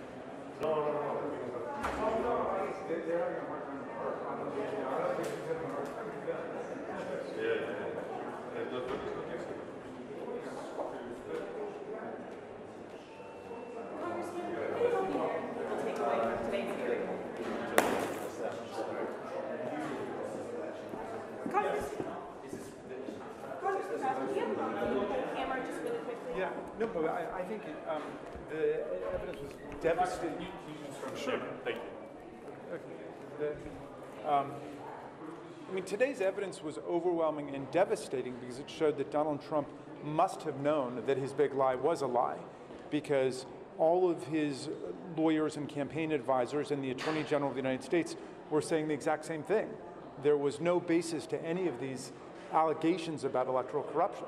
But there have been reports from the inside that most people within his orbit were basically being yes men to him. Well, I mean, a drunken Rudy Giuliani was certainly being a yes man, but the people that any other president would have relied on, such as his campaign manager, the Attorney General of the United States, the lawyers for his campaign, were all telling him the same thing.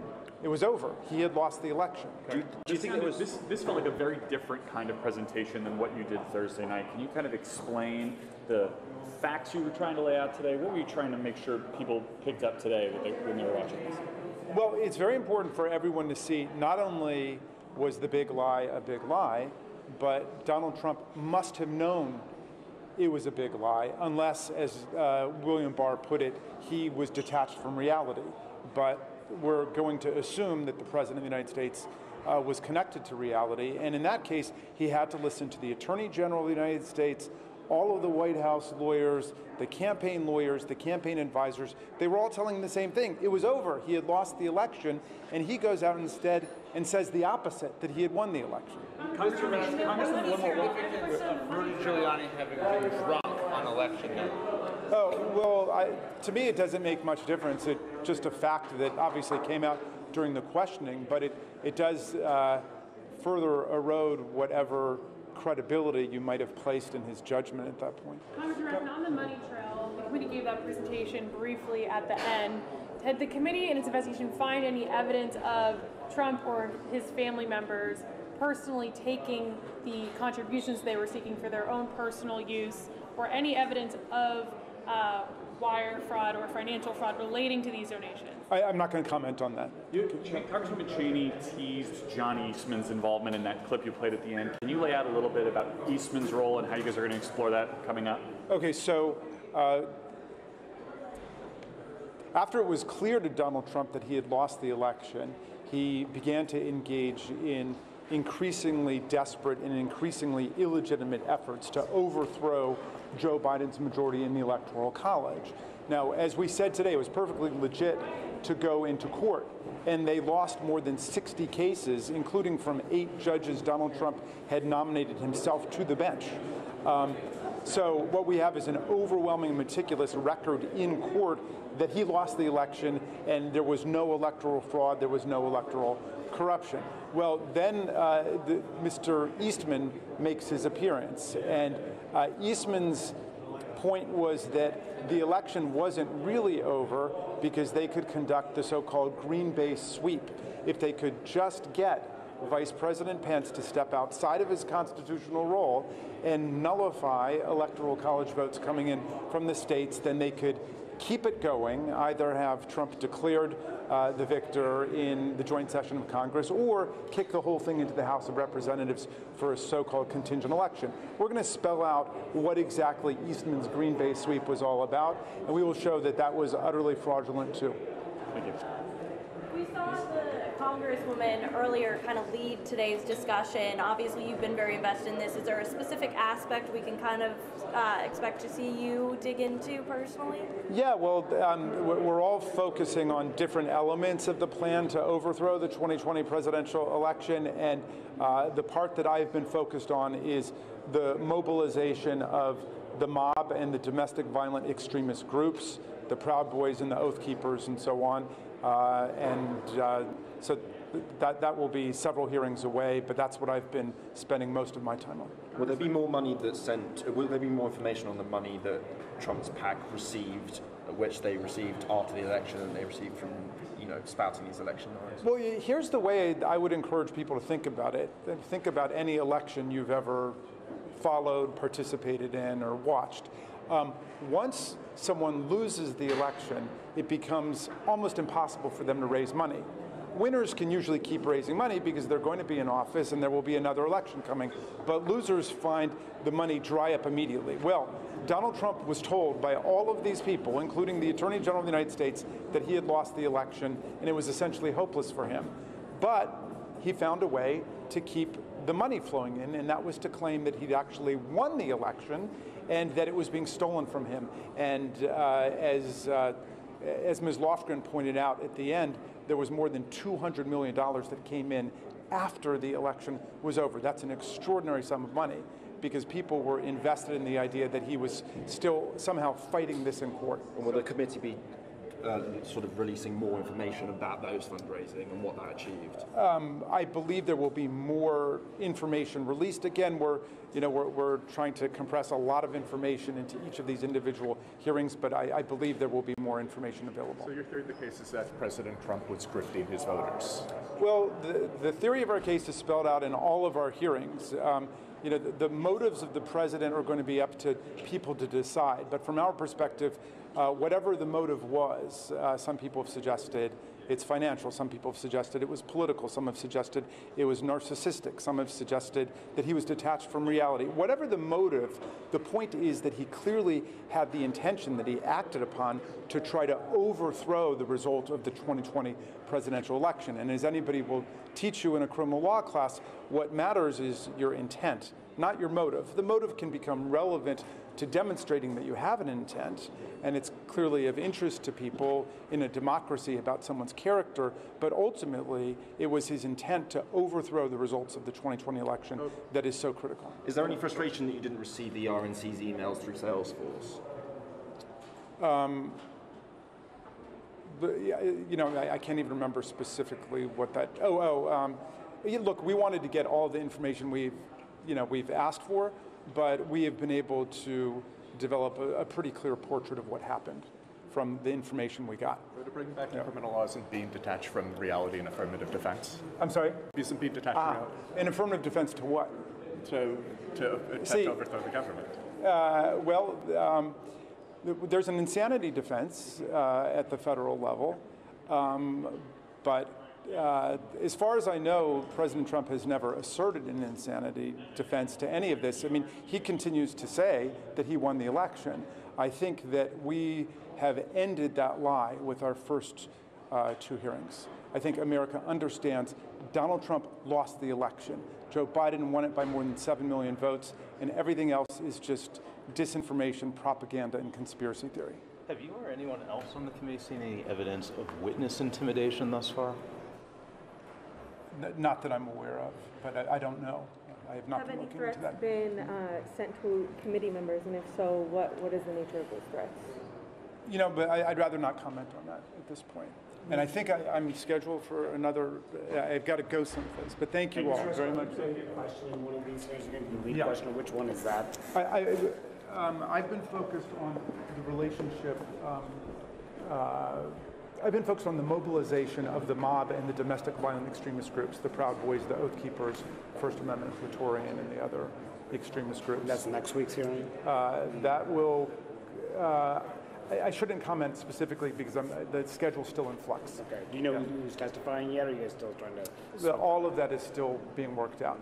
It's a moving target. So there have been threats directed towards members of the committee? Look, the members of Congress get threats all of the time, and that's par for the course, but I don't want to get into any more detail about what's taking place with individual members of the committee.